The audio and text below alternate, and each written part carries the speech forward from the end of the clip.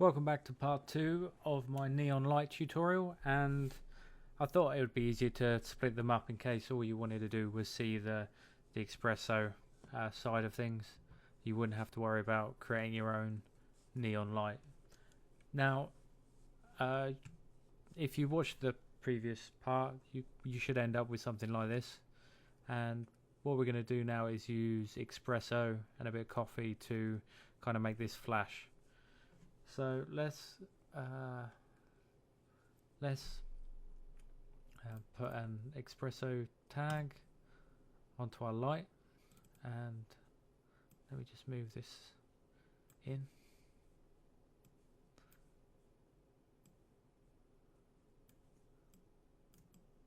Right. So first of all, through the animation, we're going to start off with time, our time node. So if we do a search and bring in our time, and we can, instead of using time as an output, we're going to actually play with frames.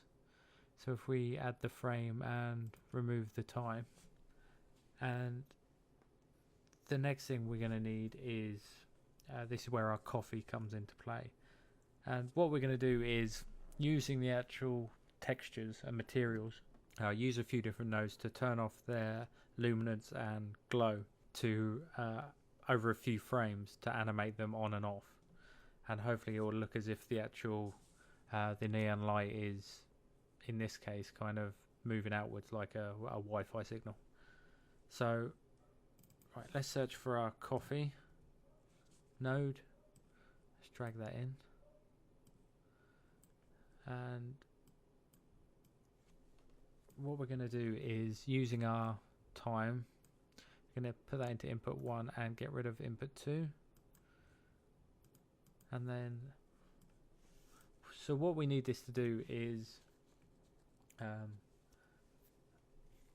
we need it to pretty much say when the time is a certain frame, we want to output a false or a no, so we can then turn off the materials.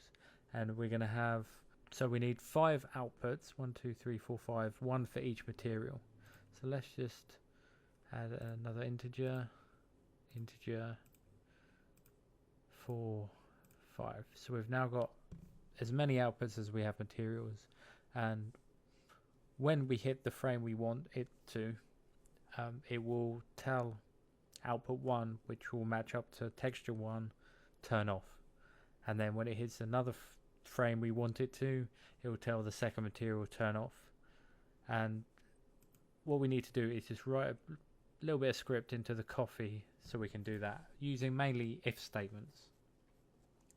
Now, so what we want to do is, so in the coffee operator we want to start off with main, open and close brackets. That's how you start the coffee operator tool times. As far as I know, I'm not a huge scripter, but I've learned a little bit. So now if we start off with an open squiggly brackets, I'm not sure if that's actually called something. There's probably going to be a lot of coders out there angry at my terminology. I apologize now. So we're going to start off with an if statement. So if open brackets input 1 is equal to, so this is where we need to find out what our frames per second is. So what I'm going to do is just change it to 24 frames per second.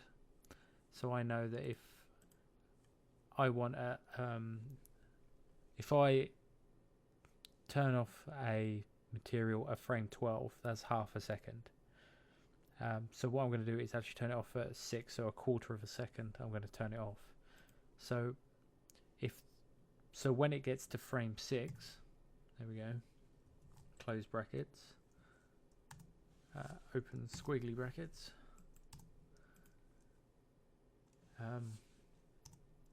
output 1 equals true, semicolon, and then close brackets, squiggly brackets, else output 1 equals false, semicolon. And what this does, let's close squiggly brackets. So what this will do is it says if the input 1, which is our time, which we've put in as our frame time, is equal to 6, then make output 1 true. If it's anything else, make it false. So as soon as the time hits frame 6, that will turn to true. Which what we're going to use that to then turn off our one of our neon light materials. Now what we need one of these if statements for each one of our neon materials. So what I'm going to do is just copy and paste. It's 3, 4, 5. Just gonna let's open that up a bit more. There you go.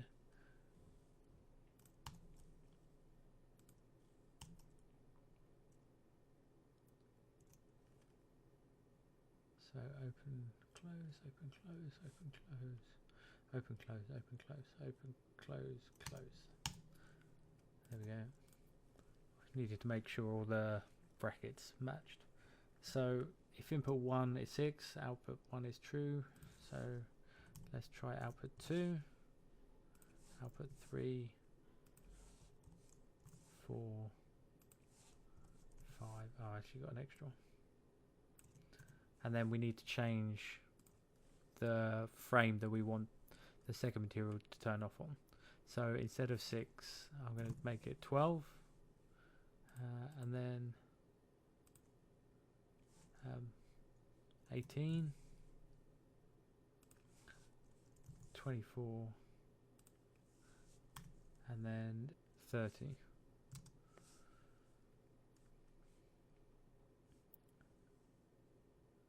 Right, so we'll have the bottom light, next light, fourth one will be the top light, and the fifth light I'll have the text blink. So now we've done our coffee script, what we'll do is, what we're going to use is make a monoflop, it's called. I'm sure it has a technical reason why it's called that, but I honestly don't know what that is. So here's our monoflop, and that requires another time node. So we're going to bring in a time node, and this needs to be set at time rather than frame. So we're then going to add that to there.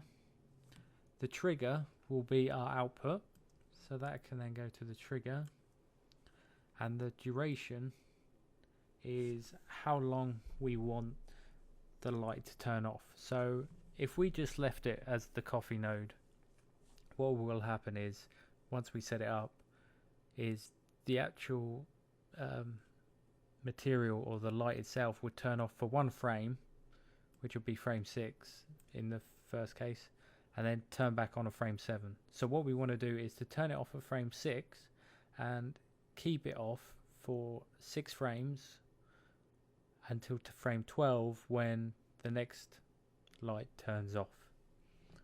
And to do this, to have it as a delayed reaction, this is what the monoflop does, and it uses the trigger and the time to calculate how when something turns off and how long it should turn off for or on.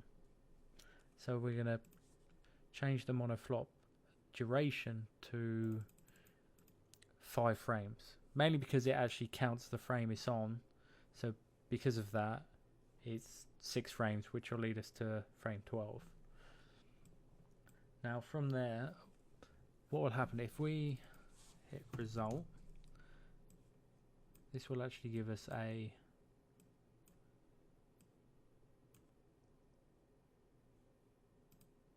something's gone wrong with my coffee. Oh, of course. I've got to change the second output.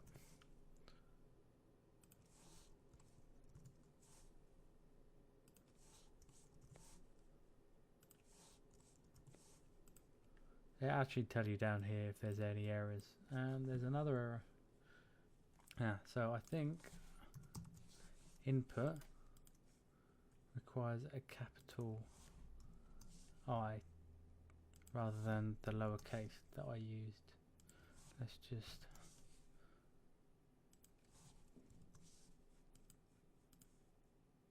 there you go. So status no errors. So make sure on input and output you use the capital I and the capital O.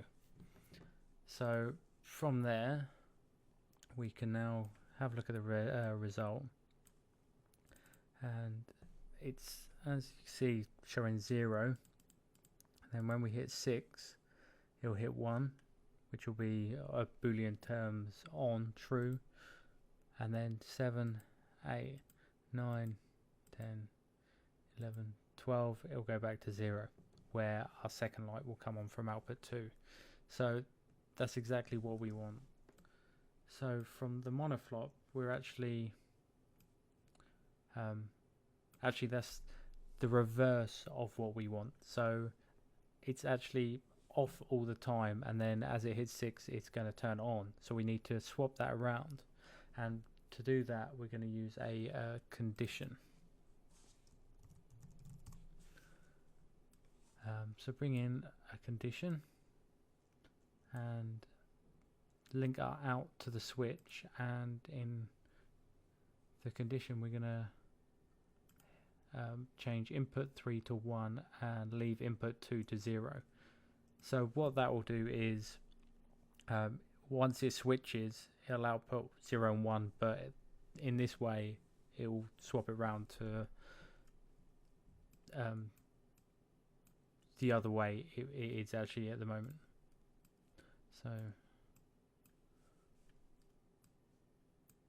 it's actually the same way. So let's switch input 2 to 1 and input 3 to 0, and then from there we need our material.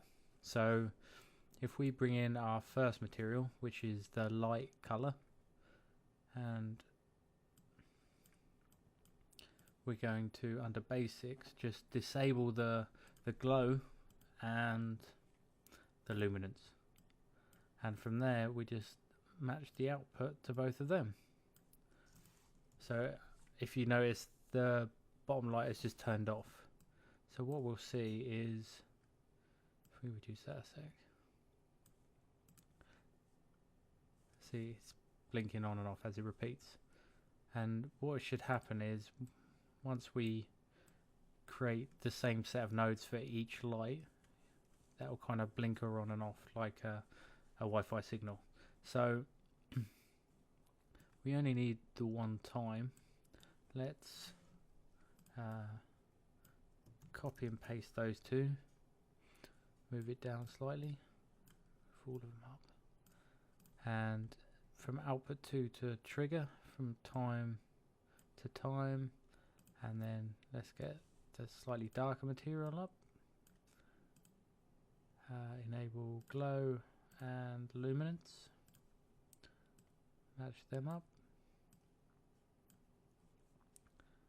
and let's paste again, and again.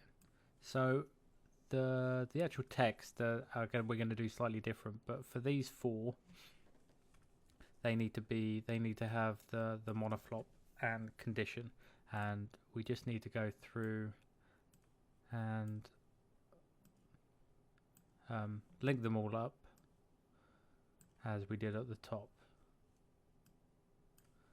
So the third material and fourth material, enable glow, enable luminance, and again on there.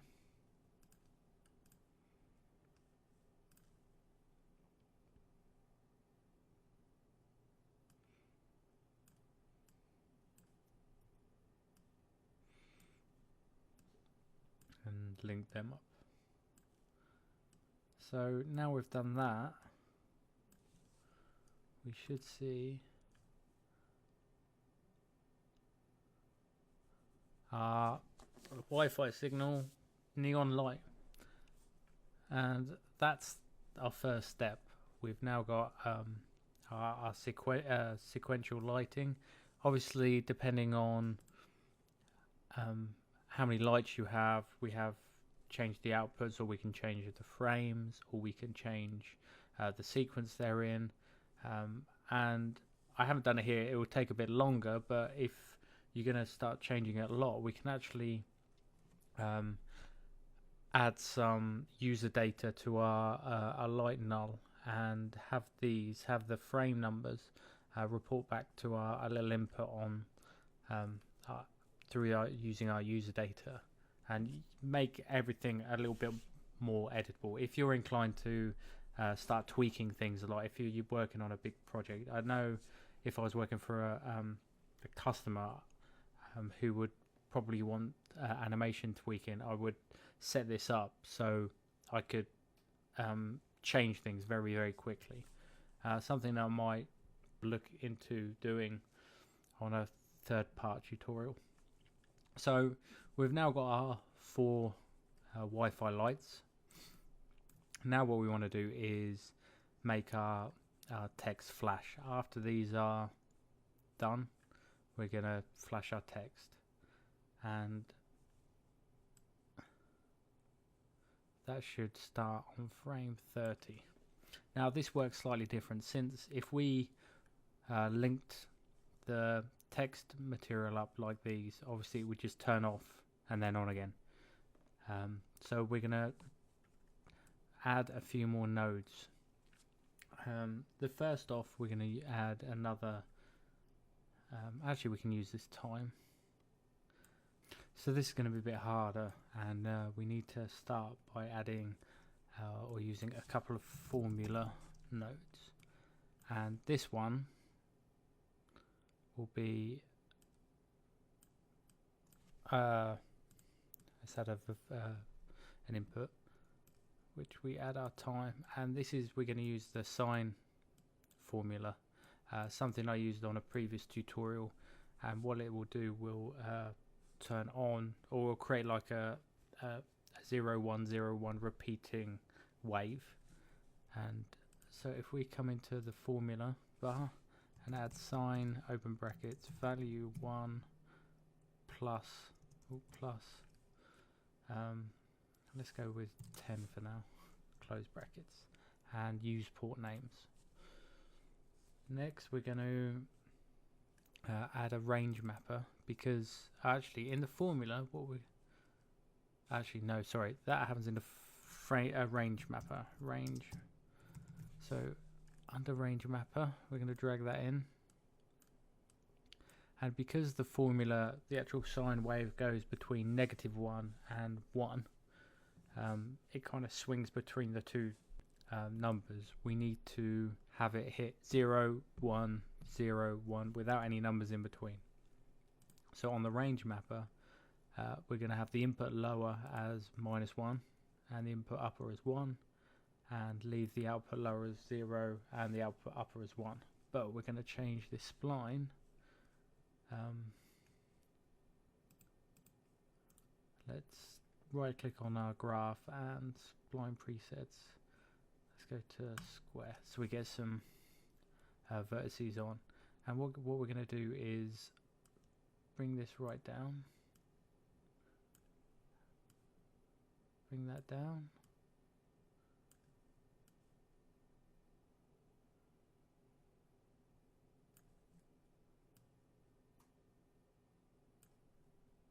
and so it's going to be very linear.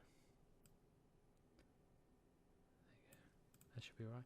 So it's going to be off, and then as soon as it hits 0.5 it'll be on, and then off, and then on. So instead of gradually getting lighter and darker, it's going to be off and on. So with that done, we now need a condition node.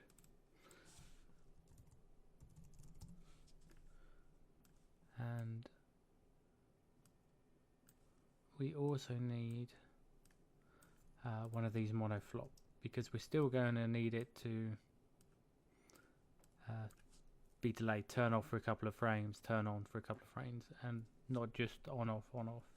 So we're going to attach our output 5 to the trigger.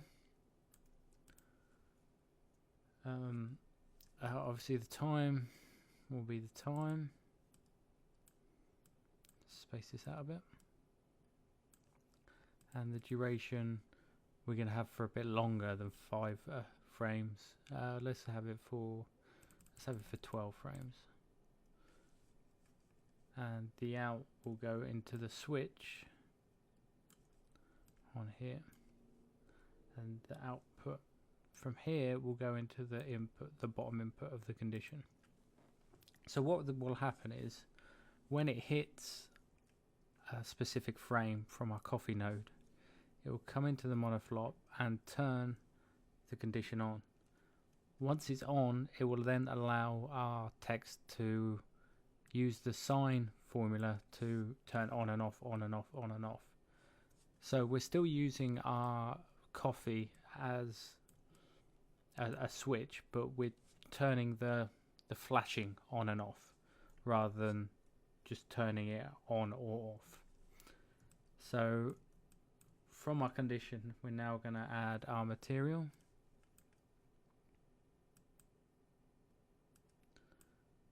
And again, just add our glow and luminance. Oh, wrong way. Enable luminance and just match them up. Now, as we have it here, let's try it actually. Decrease that slightly.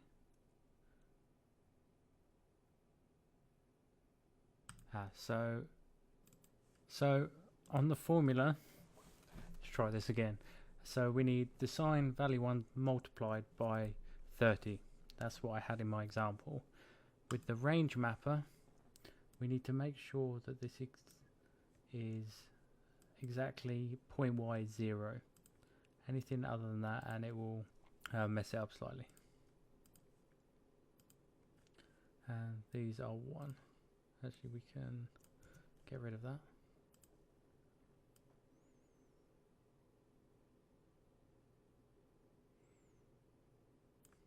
There we go. Just 0 those out.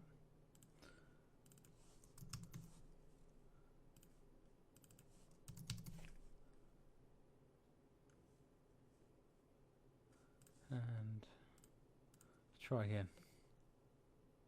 There we go. Now, so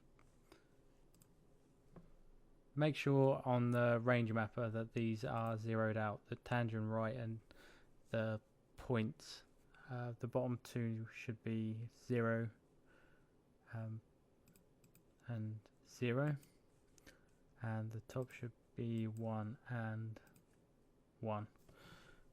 And let's just 0 them out as well. And the formula should be sine times multiplied by 30. Condition, the input should be 1. Right, now I've got that. I apologize for that. So what else we need to do? Obviously that this actual formula, the sine wave, starts at 0. So it's starting at 0, going up and down, up and down. So when it actually hits whatever frame you have the coffee set on, it could be halfway through a wave, which kind of throws it off. So we need to offset the sine by whatever time you have in your coffee node. And to do that, we're going to add another formula. And it's going to be a simple one. So we're going to add a value, put the time through the value, and then the output into the formula. And in the formula, we're just going to add value 1 minus 30, because in the coffee we had it frame, so it starts at frame 30. And under use port name, tick. There we have it. So the actual sine wave itself starts at frame 30 as well. So it should and something's gone wrong. Let's try cosine.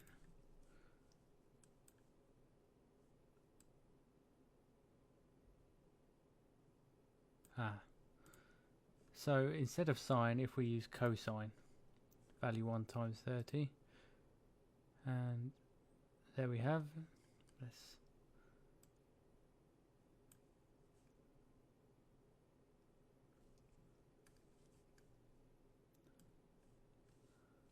We now have our Wi-Fi icon animating, and then our text flashing on and off.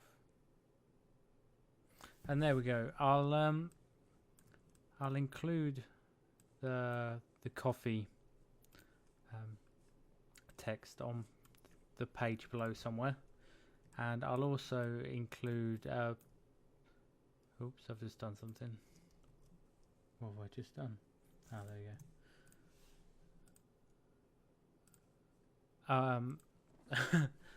So I'll include the actual an image of this Xpresso setup, because it's a bit complicated, on the page somewhere, as well as the coffee script, and I'll hopefully be able to edit the tutorial so it makes a bit more sense. I apologize for it messing up like that, but these things happen. I hope you find this useful, as all my tutorials, and hopefully you can use this neon light to your advantage. Thank you very much.